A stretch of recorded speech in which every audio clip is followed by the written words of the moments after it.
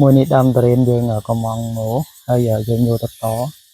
ដើមដែលបាក់មេឬក៏បាក់ស្លឹកអញ្ចឹងយើងកាត់យកទៅតជាមួយនឹង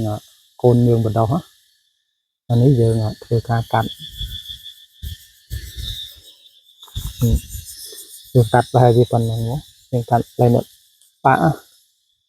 rồiហើយយើងយកទៅតជាមួយនឹងកូនបដោះគ្រាប់មួយនេះយើងកាត់បានមិញហើយយើងយកមកតជាមួយនឹងកូនយើងបដោះគ្រាប់ណានេះកូនយើងបដោះគ្រាប់ហើយនេះយើងកាត់តែងត្រួយដែលយើងកាត់មកមិញអានេះស្គុតយើងសម្រាប់តនេះកូនវាយើងកាត់តែងស្អាតណាយើងកាត់តែងហើយយើងចិត្តអានេះយើងចិត្តសងខាងហ្នឹងណាកូនដែលយើងត្រូវតមានដែលយើងត្រូវត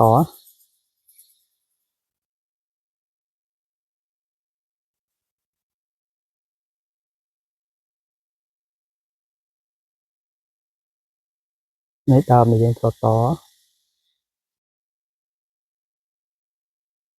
យើងចិត្តចូលចង់មកហើយយើងសៀបចូលមកសៀបចូលមកល្មមមកrồiហើយយើងរុំស្គុតយើងរុំក្រមរាំងណែនណា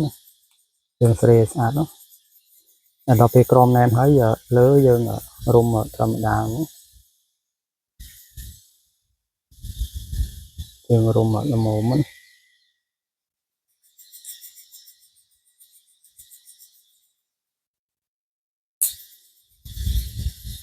យើងបានប៉ុណ្ណឹងណា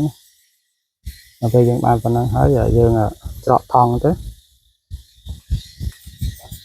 យើងដាក់ដៃមកយើងប្រើថងទួយឬក៏ថងធំក៏បានដែរនេះ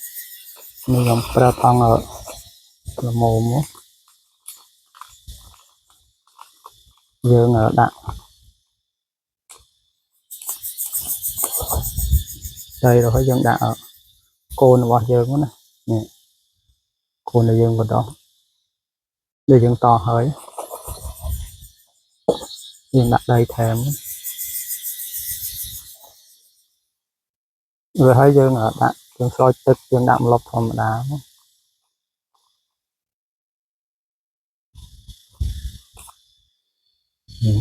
្នឹងបានអានេះទុរេននឹងត